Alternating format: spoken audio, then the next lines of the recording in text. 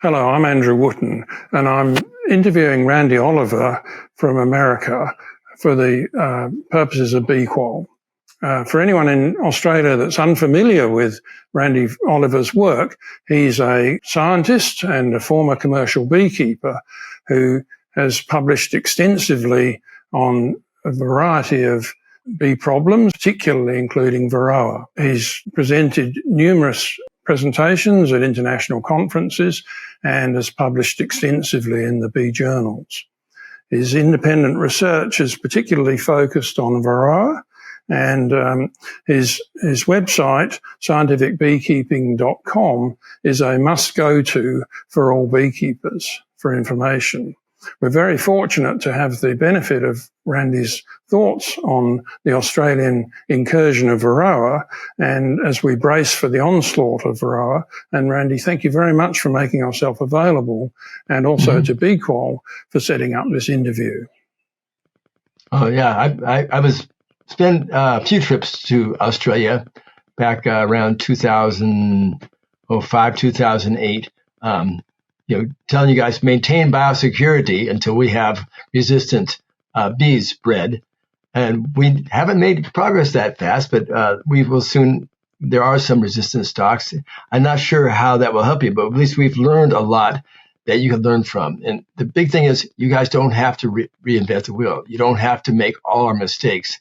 When you go on the internet, you're going to see all kinds of things that are dated that nobody uses in the United States. And you don't have, I already get questions from beekeepers in Australia going, oh, how about this? How about that? And I go, no, don't waste your time. We've already been there, done that.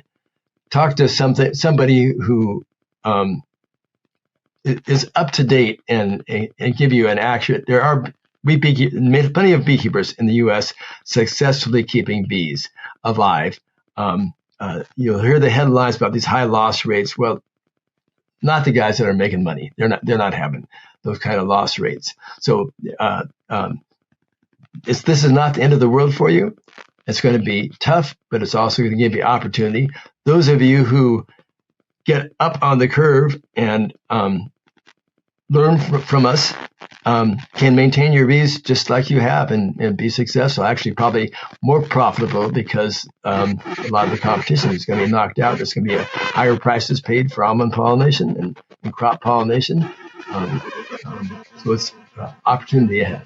So, Randy, looking at mite monitoring and washing, at the moment, New South Wales is recommending that we might wash every 16 weeks. That's in the presence of mites. And the rest of Australia is only recommending that we do mite washes twice a year.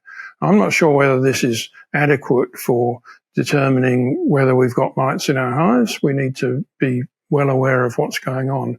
Could you suggest some sort of a regime for monitoring our mites? Okay, so there's two critical words to understand. There's detection and there's monitoring, and they're very, very different. Detection is to detect a very low level of mites in a colony to see whether they have reached an area. Monitoring is after the mites have already established to see what level they are in the colonies. So for detection, the alcohol wash does not work at all. It's going to have 95% false negatives. Okay, I have hundreds of colonies right now that have mite washes of 0, and they all have mites. So I can tell you right now, you will not pick up low levels of infestation by a mite wash. For detection, you need to do a whole colony assessment, and that's by putting a sticky board underneath or a dry board in the case of powdered sugar, and then using an accelerator to cause the mites to drop from all the bees in the hive. So you can use a synthetic miticide or formic acid, but the easiest is powdered sugar dusting. It doesn't add anything to the hive, and it's very quick. Within 15 minutes, it drops about 50% of the mites there. So if there were 2 mites in the colony, you would likely have 1 drop, 2 mites out on the adult bees. So that's a very quick and reliable method, a powdered sugar dust of the entire colony over a dry board. Now, for monitoring,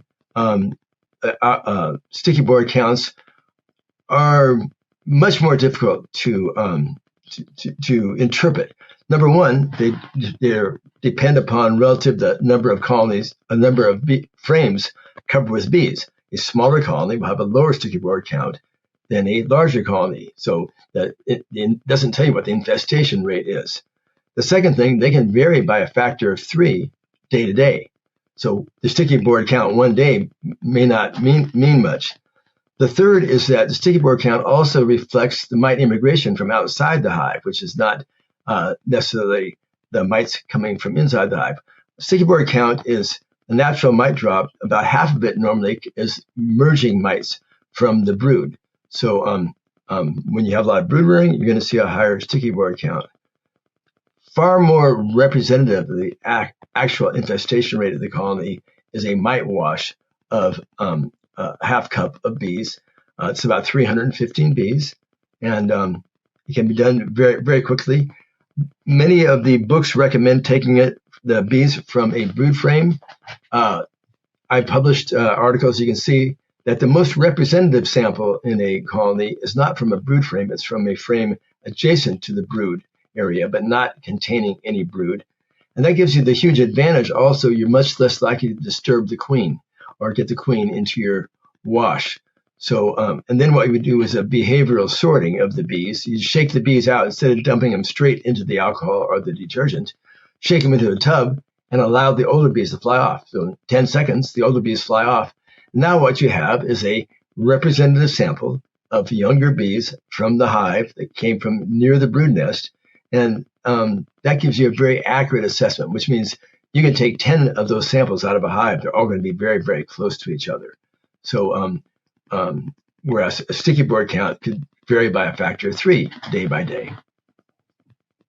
Well, at the moment, we are using accelerated detection with mite drops and using Apivar strips and sticky mats. So we are using that to detect. But okay. I'm looking ahead. And the Apivar strips are not necessary. You could also do it with powdered sugar, just so you know, without contaminating your combs. Right. Powdered sugar will give a very rapid, how long are you waiting after the Apivar? I think it's 2 days. So powdered sugar, you would know within 15 minutes. Right.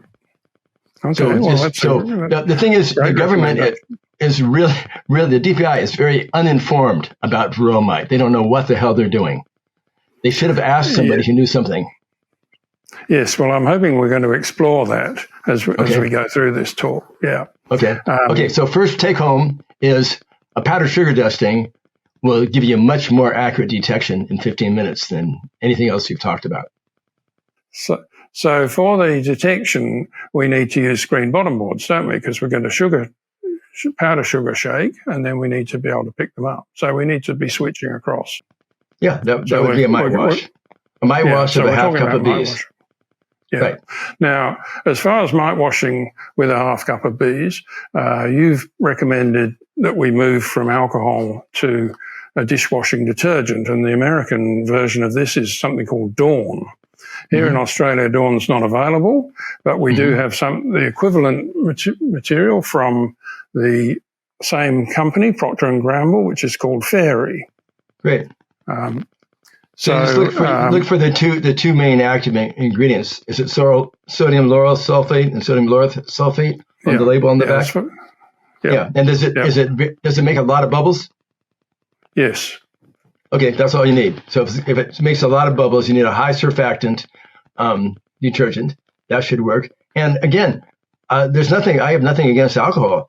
But if you're going to use alcohol, you should use 90% alcohol. That's more accurate than 70%. Right. Okay.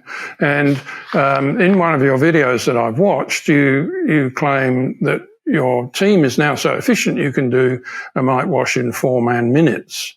Now, I've been doing a lot of alcohol washing out with Department of Agriculture, and we're a lot slower than that. So I imagine so. Can you identify what it is that's made you so much more efficient? We don't waste any time. There's no wasted motion at all. That's the first thing. So we use mechanical agitators, which I build myself. We're hoping to get one to the market. So all you need to do is put the cup on there, push a button, and walk and turn your head. It agitates for 60 seconds. Although we may be able to reduce that down to 30 seconds with the new agitators that we're having now. And we go out to the hive. You crack the lid. You pull out a frame from. We typically have a double deep colonies. So and we are generally doing our mite washes when there's no honey supers on them.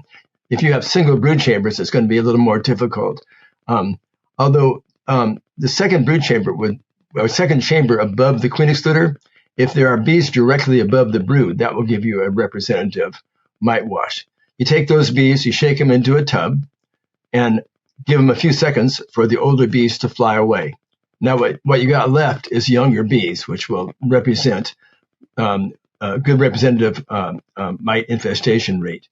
We just scoop them up into a half cup. We take our fingers and level the cup off. You will never, ever get stung by doing that.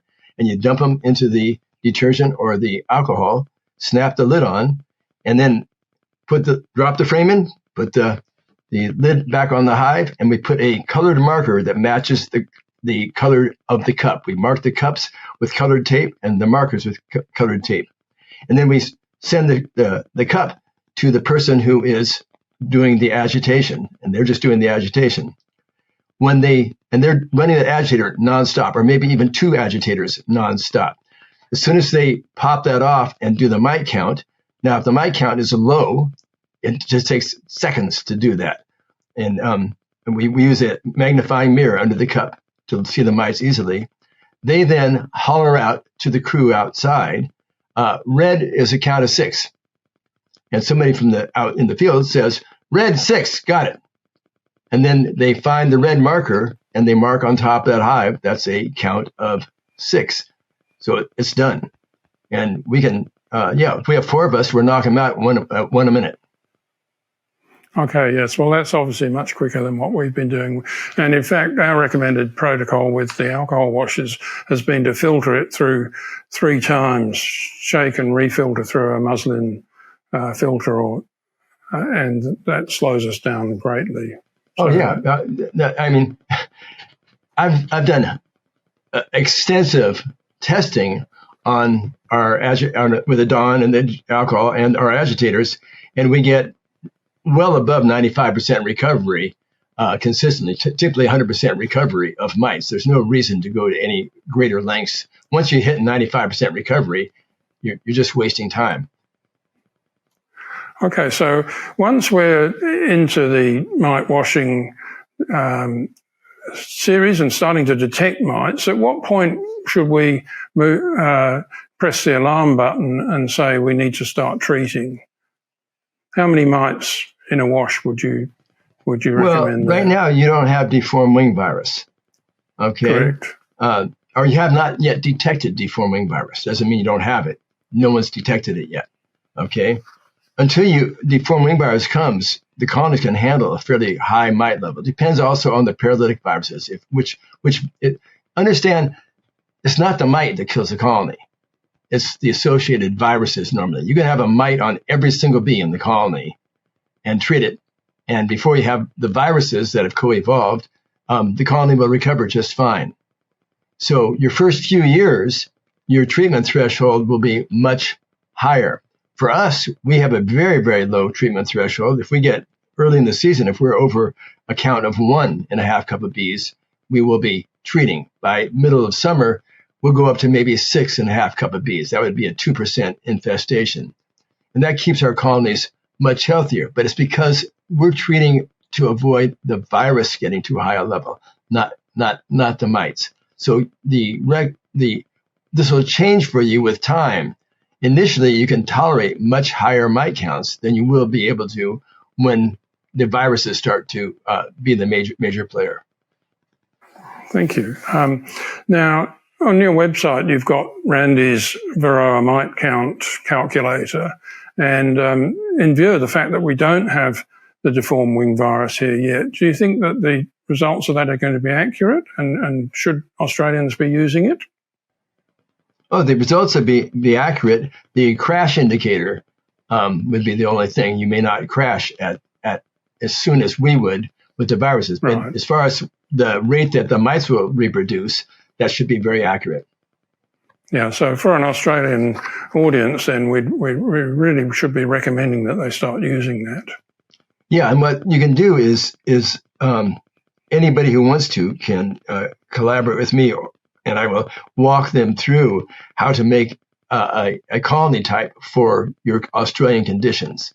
So we need to just plug that in so you can customize it for anywhere in the world or in your country, because there's different conditions in different parts of your country. So you can customize it for your particular areas.